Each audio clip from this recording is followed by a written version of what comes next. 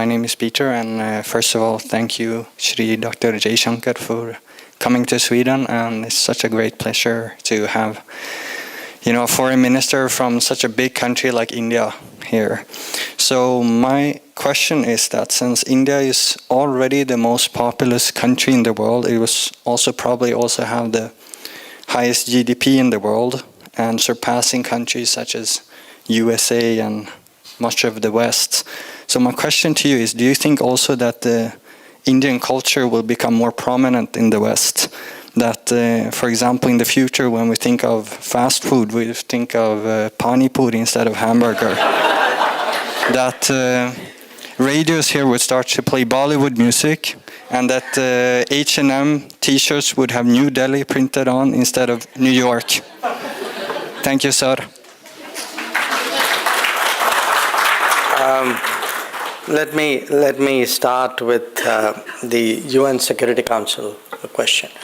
The UN, I think everybody will remember, was designed in the 1940s. At a time when, though India was an original signatory to the Charter, but India was not an independent country. And at that time, the 5 countries who are still today permanent members of the Security Council, they kind of selected themselves, you could say. Now, the problem today is, like any institution, those who are previous beneficiaries are resistant to that change which they feel would in some way dilute their positions of privilege. Now, some of them may be more so, some of them less so. I think the wiser ones will say, okay, life is changing, let me change with it. It's useful for us to have a country like India. There would be others who may not oppose us openly, but effectively through their actions and policy ensure that the status quo is maintained. For almost now 20 years, there has been a persistent effort to find a way of reforming the UN. And there are today 190 something countries who are members of the UN. Now you would imagine, you can ask yourself, how hard can it be? Okay, if there are 190 countries, why don't they all sit in a room and sit down and thrash it out? But as Ambassador would tell you, he's worked in the United Nations. What happens is, the obstructions and the maneuvers begin. So even sitting in the room to discuss it itself is a challenge, So this, quite honestly, is one, it's not just a challenge for India, because the fact is, there is today no African country as a permanent member. There is no Latin American country. So what happens is, if you have any large body, it could be a body of nations, body of people, if the leadership, the decision making is not representative of the membership. So it's like a shareholding. If the shareholders of a company feel that the company management is not representative of the shareholding, you're going to have problems. Now, at this time, you can actually see that with each passing year, the effectiveness of the UN has actually come under question. So, even for the good of the UN, it is. So, I'm not even taking an Indian viewpoint. I would say globally, fairness, effectiveness would dictate that there is reform. For the good of the UN, there should be reform. But, it will be a kind of a tussle between the reformists and those who are obstructionists.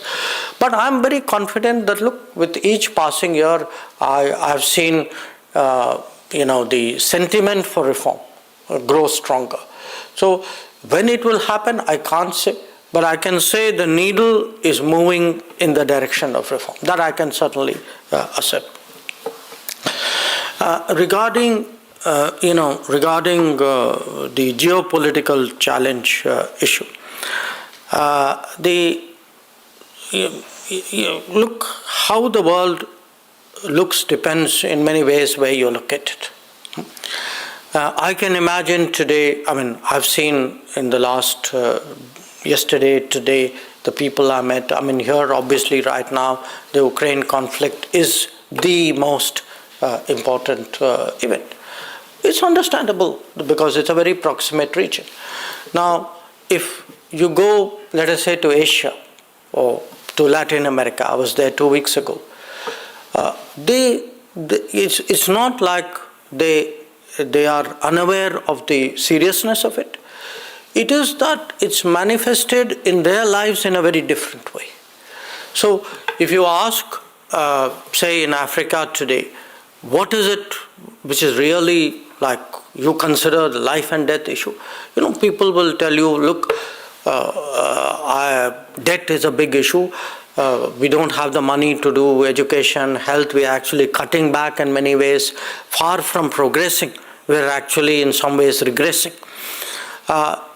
There will be places where, even the Ukraine conflict has expressed itself in food shortage. A large part of Africa, Middle East was actually importing food, and their food chains have been disrupted. There are countries who have found that their energy bills have shot up, and in some ways it's become unaffordable for a country. There would be places where actually people will say, fertilizer supply, because remember, Russia is one of the biggest, probably the biggest exporter of fertilizer, that has been affected. So one part of it is we are today in a very globalized existence, and a disruptive event somewhere will actually not just affect that immediate region. That would have happened 25 years ago. Distant parts would not have felt it the way that they are doing today. Now, once you accept that, I would say look at the disruptions across, what could be the source of disruptions. We spoke about COVID. Think how much COVID actually disrupted the world. Not only by the health consequences of COVID, the economic consequences, the mobility consequences, the supply chain consequences. I mean, during the lockdown, when we had the lockdown in 2020, one of the regions which was very, very anxious at the time of lockdown was actually the Gulf, because most of us don't readily realize it. Every day, there is food shipment moving out of India to the Gulf. They are heavily dependent on us for actually the food supplies. So they were very worried that actually the flow of food would get disrupted. And we actually made an exceptional effort at that time to ensure that it didn't happen. So one part of it, as I said, is this whole set of disruptive events. It could be pandemic, it could be climate events. I mean, again, we think of global warming, but look at the regularity and the growing intensity of climate events. That climate events are getting stronger, more catastrophic in their consequences, and they will be disruptive as well. You had countries where there are massive floods, enormous heat waves, right? Big cyclones. We are seeing one right now near Bangladesh. And if you measure them against how it happened 10 years ago, 20 years ago, 50 years ago, no question that they're all getting much more severe.